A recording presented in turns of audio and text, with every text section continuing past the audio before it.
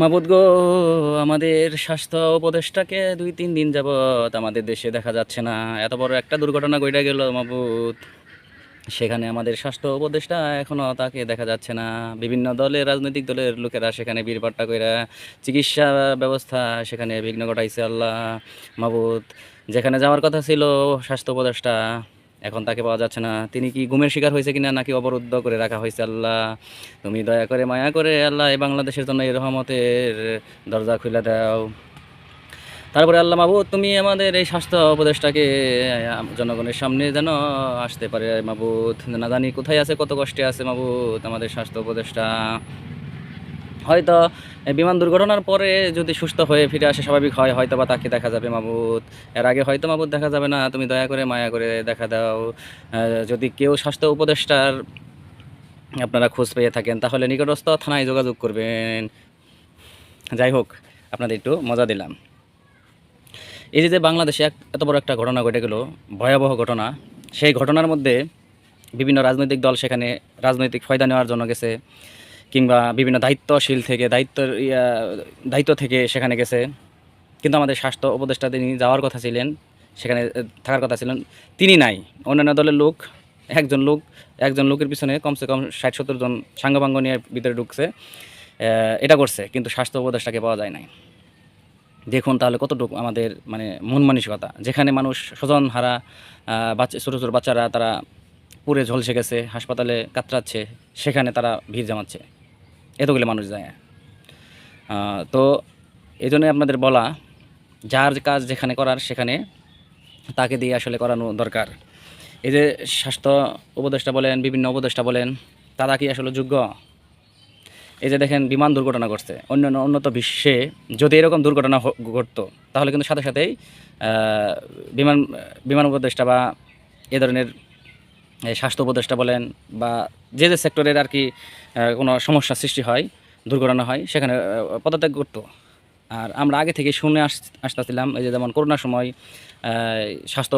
স্বাস্থ্যমন্ত্রী জাহিদ মালিক সম্ভবত ছিলেন, আর অন্যান্য রেলমন্ত্রী, যে রেলে দুর্ঘটনা ঘটলে আমরা বলতাম যে অন্যান্য রাষ্ট্রে কোনো দুর্ঘটনা ঘটলে পদত্যাগ করে।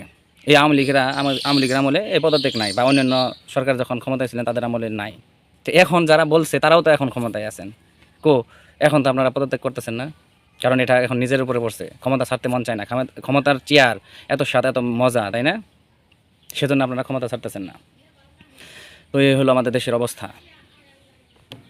চারদিকে শুধু বিশৃঙ্খলা আর বিশৃঙ্খলা, কি বলবো আর, শুধু বিশৃঙ্খলা। এই যে দেখেন গতকাল কত আন্দোলন হইল বিভিন্ন জায়গায় জায়গায়, সচিবালয়, মন্ত্রণালয়ে, তারপরে মাইলস্টোন যে স্কুল অ্যান্ড কলেজে যেখানে বিমান বিধ্বস্ত হয়েছে, অনেক মানুষ মারা গেছে, আহত হয়েছে, সেখানেও কিন্তু দুই উপদেষ্টাকে অবরুদ্ধ করে রাখা হয়। 9 ঘন্টা নাকি 8 ঘন্টা পরে পিছনে দরজা দিয়ে তাকে বের করা হয়। বিভিন্ন সেনাবাহিনী, পুলিশ, বিভিন্ন বাহিনীর তত্ত্বাবধানে তাকে সেখান থেকে আনা হয়। যার পিছনে লক্ষ লক্ষ মানুষ ছিল, এখন সেই অবরুদ্ধ হয়ে গেছে। ভাবা যায় এই 10-11 মাসে একটা সরকার ছিল 17 বছর 16 বছর তিনি কাজ করছেন, তার ভুল ত্রুটি থাকবে, স্বৈরাচারী করছে, ঠিক আছে, হ্যাঁ। এখন এই কয়দিনে জনপ্রিয়তা আপনাদের এত পায়ের নিচে চলে গেছে, মানে মাটির নিচে চলে আসছে, পায়ের নিচে চলে আসছে আপনাদের জনপ্রিয়তা। ছোটো ছোটো আপনাদের দেখে বলতেছে ভুয়া ভুয়া। তো আপনারা তো পদত্যাগ করবেন না, আপনাদের তো লজ্জা হবে না? আপনারা তো শুধু গুজব ছড়ায় দেশটাকে বিশৃঙ্খলা বানাতে চাইছিলেন, মানে মানে গুজব এবং মিথ্যা তথ্য দিয়ে বিভ্রান্ত করতে পারেন আপনারা। 26,000 ভারতীয় নাগরিক চাকরি করে এখন আপনারা ক্ষমতায় এসে একটা লোক দেখাইতে পারতেছেন না। আগে বলছেন যে শেখ হাসিনা ভারত বিক্রি করে দিছে, বাংলাদেশ বিক্রি করে দিছে ভারতের কাছে, আর বিভিন্ন চুক্তিতে দেশের সার্বভৌমত্ব রক্ষা মানে হুমকির মুখে পড়বে, এরকম একটা চুক্তি দেখান। আপনারা তো ক্ষমতায় আছেন, একটা চুক্তি দেখান যে এই চুক্তিটা, তা আপনার চুক্তিতে একটা বাতিল করলেন না। শেখ হাসিনার আমলে যে চুক্তিগুলো ছিল সবগুলোই তো বহাল আছে। ভারতেরা আপনাদের সাথে অনেক চুক্তি ছিল, সেগুলো বাতিল করে দিতেছে। পেশ সচিব বলতেছে যে আমাদের কোনো সমস্যা নেই, তারা বাতিল করতেছে। তোমরাও তোমাদের চুক্তিগুলো বাতিল করো, বা দেখাও যে এটা শেখ হাসিনা দেশের স্বার্থে করে না, তার নিজের স্বার্থে করছে, দলের স্বার্থের জন্য করছে। একটা চুক্তি দেখায় বলো যে এই চুক্তিটা শেখ হাসিনা খারাপ করছিল, দেশটা ভালোভাবে চলবে এটা চাও না, সেজন্য দেশে এত বিশৃঙ্খলা তৈরি হয়েছে। এই যে শিক্ষা উপদেষ্টা আপনার শেষ রাতের দিকে আপনার বলেন যে পরীক্ষা হবে না, স্থগিত। আপনারা আগে কি করছেন?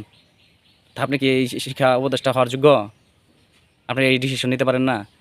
আর প্রত্যন্ত গ্রাম অঞ্চলে অনেকেই ইন্টারনেট কানেক্টের সাথে যুক্ত না, প্লাস আপনার এই ইন্টারনেটের সাথে যুক্ত না বা বিদ্যুৎ থাকে না, বা মোবাইলে অনেকেই মোবাইল ওইভাবে ইউজ করে না। আর এত রাত্রে তখন তো এই খবর শোনার তাদের সময় নাই, অনেকে পরীক্ষা দিতে গেছে, পরীক্ষা দিতে গিয়ে আইসা পড়ছে। তা আপনারা সেগুলা মানে সঠিকভাবে কাজ করতে পারেন না। তা আপনারা পদে থাকার কি যোগ্য না, কিন্তু আপনারা কি করবেন না, নামবেনও না। কারণ সেই ক্ষমতার চেয়ে এটা খুব মজা, এসি রুমে বসে থাকা যা, ভিআইপি প্রোটোকলে চলা যা, বেতন পাওয়া যা, ভালো ভালো খাবার খাওয়া যা, বিভিন্ন টাকা পকেটে আসে বিভিন্ন মাধ্যমে, একটা সিগনেচারের মাধ্যমে। এই চেয়ারটা, ক্ষমতার চেয়ার তো খুব শান্তির জায়গা, বেহেশতের জায়গা। এগুলো তো আপনারা ছাড়বেন না। তো সবাই ভালো থাকবেন। আল্লাহ হাফেজ।